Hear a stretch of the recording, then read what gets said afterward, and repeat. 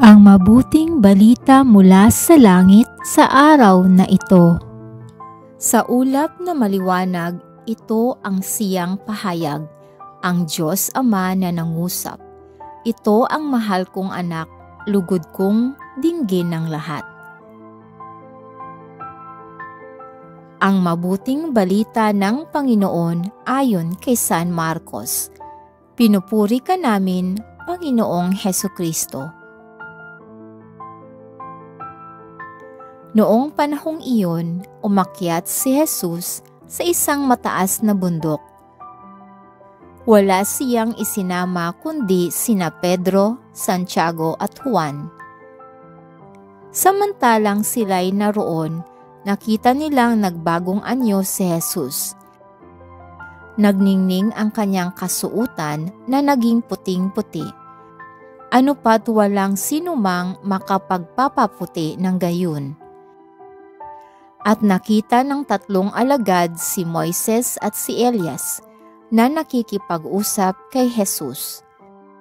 Sinabi ni Pedro kay Jesus, "Guro, mabuti pa'y dumito na tayo. Gagawa po kami ng 3 kubol, isa sa inyo, isa kay Moises at isa kay Elias." Hindi nalalaman ni Pedro ang kanyang sinasabi sapagkat masyado ang takot niya at ng kanyang mga kasama.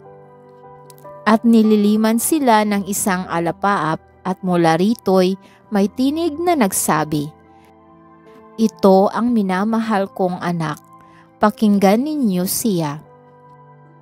Pagdaka, tumingin ang mga alagad sa paligid nila at nakitang wala na silang kasama roon kundi si Jesus. Habang bumababa sila sa bundok ay mahigpit na itinagubilin sa kanila ni Jesus.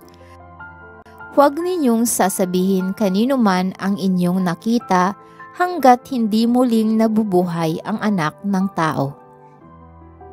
Sinunod nila ang tagubiling ito, ngunit sila-sila'y nagtanungan kung ano ang kahulugan ng sinabi niyang muling pagkabuhay. Ito ang mabuting balita ng ating kaligtasan. Papuri sa Diyos. Maraming salamat po sa inyong tulong na maipalaganap ang mabuting balita ng Poong Jesus sa lahat ng mga Pilipino sa buong mundo. Pagpalain nawa tayong lahat.